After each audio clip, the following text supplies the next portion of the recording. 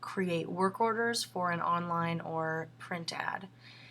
Since I'm on the Mac, it's going to be a little bit different for you guys on the PC in terms of finding the drive to start from. So on the PC, you'd start with My Computer and go to the production panel unless you have a shortcut on your desktop. But for the Mac, I would go start at the production server. Everything that we need in advertising is going to be in the advertising folder. So you want to open that, and any kind of form that you might need is going to be in sales materials. The forms themselves are going to be in the forms folder. Surprise! So what we're going to do is create a print work order. So you want the print design request form right here. So you're going to want to open that, and this is what it looks like. So the first thing you're going to want to do is decide what it runs in. If it's a special section, you would click that and write that there. If it's regular, then you just click newspaper. For the advertiser name, you want to fill that out here. Your name goes below. Then in the date field, you select the first run date only. So if it runs on 3 different days during any given time, you only want to list the actual first time that it runs.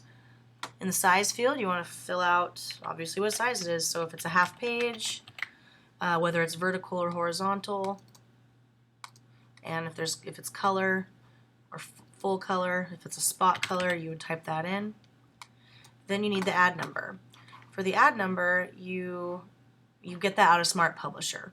So you would open up the ad that you have ordered in SmartPub, and you'd fill that in there.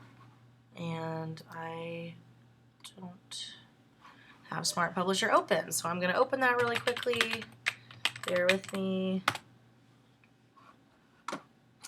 Another thing to note is that on the side here is some nice references to make sure that you've remembered hours, logos, etc. So pay attention to that. Now that I have Smart Publisher open, I'm going to go ahead and find the ad that I am trying to have built. So you look up the account, click on the Ads tab. That's how you can see a list of every single ad that has ever been booked under that account. So you open up the ad that you want built, and you note the ad number here is what you want in the ad number here. So 32526, 32526.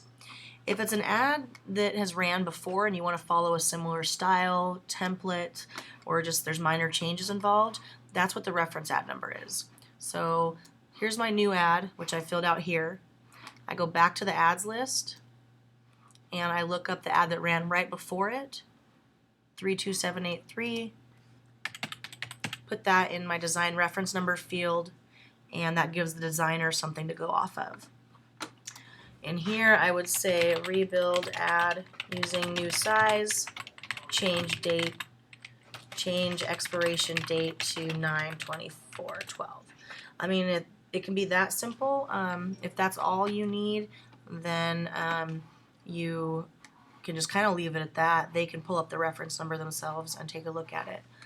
Our new process is to then save this.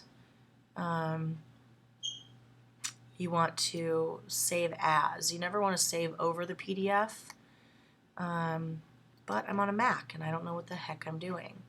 So I just hit save on accident.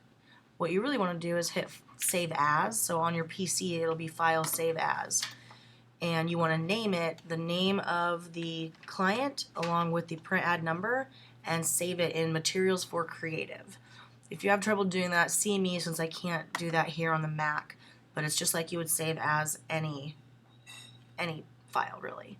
Then from there you want to print it out so that you can go then drop it in the Creatives inbox. We're going to gradually switch from printing it out and only saving it in their folder, so eventually you won't have to print it out, but for now, print it out and go give it to the designer in the inbox, and that is all. So that is how to create a work order for a print ad.